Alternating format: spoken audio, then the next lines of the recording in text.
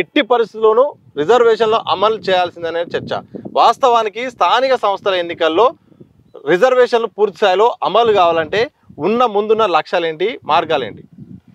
ఇప్పుడు ఈ చర్చ కంటే ముందు నేను ఒక క్వశ్చన్ అడుగుతాను సతీష్. సపోజ్ మీకు ఇద్దరు పిల్లలు ఉన్నారనుకోండి. ఒకరు 3 సంవత్సరాల అబ్బాయి, కొంచెం బాగా స్ట్రాంగ్గా ఉన్నాడు. ఇంకొక అబ్బాయి 2 సంవత్సరాల అబ్బాయి, అతను కొంచెం వీక్గా ఉన్నాడు. మీరు బజారుకు తీసుకెళ్తూ ఉన్నారు.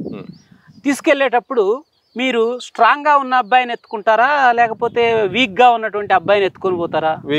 వీక్గా ఉన్న అబ్బాయిని. సపోజ్ ఎవరైనా ఇద్దరు కొడుకులు, నీకు ఇద్దరు కొడుకులే కదా, ఇద్దరిని సమానంగా చూడాలా, సగం దూరం ఇతన్ని మోసుకొని వెళ్ళాలా, సగం దూరం అతన్ని మోసుకొని వెళ్ళాలా, అదే కదా సమానత్వం అంటే అని అన్నారనుకోండి, అది కరెక్టేనా? అది కరెక్టేనా? ఇద్దరిని సమానంగా మోసుకెళ్ళడం కరెక్టా, లేకపోతే బలహీనంగా ఉన్నవాడినే మోసుకెళ్ళడం కరెక్టా? బలహీనంగా ఉన్నాం అంతే కదా. ఇప్పుడు మొత్తం ప్రపంచంలో, మన భారతదేశంలో నడుస్తున్న చర్చ అంతా ఇదేనండి. ఏంటి అనంటే, ఈ కోర్టులు ఆర్టికల్ 16(1), ఆర్టికల్ 16(4) ఈ రెండు రిజర్వేషన్లు. ఆర్టికల్ 16(1) ఏమని చెప్తుందంటే, equality of opportunity in employment అంది. అంటే ఉద్యోగ అవకాశాల్లో అందరికీ సమాన అవకాశాలు ఉండాలి. అంటే క్యాస్ట్ని బట్టి కానీ, రిలీజియన్ని బట్టి కానీ, రేస్ని బట్టి కానీ, జెండర్ని బట్టి కానీ, ప్లేస్ ఆఫ్ రెసిడెన్స్ని బట్టి కానీ ఎవరిని కూడా డిస్క్రిమినేట్ చేసి చూడకూడదు, అందరికీ సమాన అవకాశం ఇవ్వాలని ఆర్టికల్ 16(1) చెప్తుంది.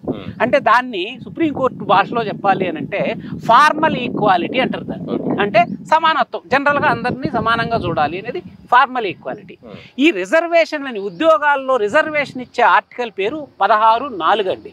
ఆ 16(4) ఏమని చెప్తుంది అని అంటే, ఒకసారి ఆ ఆర్టికల్ కూడా ఏం చెప్తుందో చెప్తా.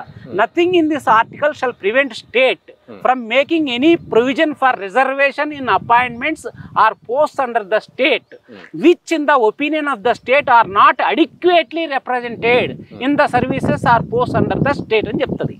అంటే అర్థం ఏంటి అని అంటే, ఒకవేళ గవర్నమెంట్ కానీ ఏదైనా ఒక వర్గం, బ్యాక్వర్డ్ క్లాసెస్ ఎస్పెషలీ ఈ వెనుకబడిన తరగతుల్లో ఏదైనా ఒక వర్గము సరి అయినటువంటి ప్రాతినిధ్యం లేకపోతే, నాట్ అడిక్వేట్లీ రిప్రజెంటెడ్, సరి అయినటువంటి ప్రాతినిధ్యం లేకపోతే వాళ్ళకి రిజర్వేషన్ పెట్టచ్చు అని ఆ ఆర్టికల్ చెప్తుందండి.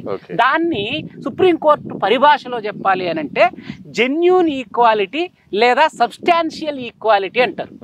ఇప్పుడు నేను మీకు ఒక ఎగ్జాంపుల్ చెప్పాను కదా, ఎవరిని ఎత్తుకుంటారు? వీక్గా ఉన్నవాడిని ఎత్తుకొని నడుస్తారా, నీ కొడుకుని స్ట్రాంగ్గా ఉన్న పెద్దోడిని ఎత్తుకొని నడుస్తారా, ఇద్దరిని సమానంగా ఎత్తుకుంటారా, లేకపోతే వీక్గా ఉన్నవాడిని పూర్తిగా ఎత్తుకుంటారంటే మీరేమన్నారు? వీక్గా ఉన్నవాడిని పూర్తిగా ఎత్తుకున్నారు అని అంటారు. అంటే దాన్ని సుప్రీంకోర్టు పరిభాషలో చెప్పాలంటే జెన్యూన్ ఈక్వాలిటీ లేదా సబ్స్టాన్సివ్ ఈక్వాలిటీ అని అంటారు. మరి సబ్స్టాన్సివ్ ఈక్వాలిటీ ఇవ్వడం న్యాయమా, ఫార్మల్ ఈక్వాలిటీ ఇవ్వడం న్యాయమా? Substantial equality. ఇది మినిమం కామన్ సెన్స్ కదండి. కానీ అగ్రవర్ణాలతో కూడినటువంటి ఆధిపత్య భావజాలం ఉన్న సుప్రీంకోర్టు జడ్జిలు ఈ రకమైనటువంటి సబ్స్టాన్సివ్ ఈక్వాలిటీని ముందుకు తీసుకురాకుండా, లేదు సమానంగా 50% దాటకూడదు అంటే ఏంటి, సగం సగం ఇవ్వాలి. ఒక యాపిల్ పండు ఉందనుకోండి, యాపిల్ పండుని మన ఇద్దరము ఉన్నాము, ఆ అబ్బాయి కెమెరామ్యాన్ ఉన్నాడు, ఆ అబ్బాయి 2 ముక్కలు కోసి సగాన్ని కరెక్ట్గా ముక్కలు కోసి నీకు ఒక ముక్క నాకు ఒక ముక్క ఇచ్చాడు అనుకోండి, దాన్ని ఫార్మల్ ఈక్వాలిటీ ఆర్టికల్ 16(1) ప్రకారం అని చెప్పచ్చు. అట్లా కాకుండా నువ్వు 85% ఆకలితో అలమటిస్తున్నావు, నాకు కేవలం 15% ఉంది. నువ్వు బహుజనులబ్బా, 85% ఆకలితో ఉన్నావు, నేను 15% అబ్బా, నేను అగ్రవర్ణాలకు చెందిన సమాజాన్ని రిప్రజెంట్ చేస్తున్నా, నాకు 15% ఆకలి ఉంది, నీకు 85% ఆకలి ఉంది.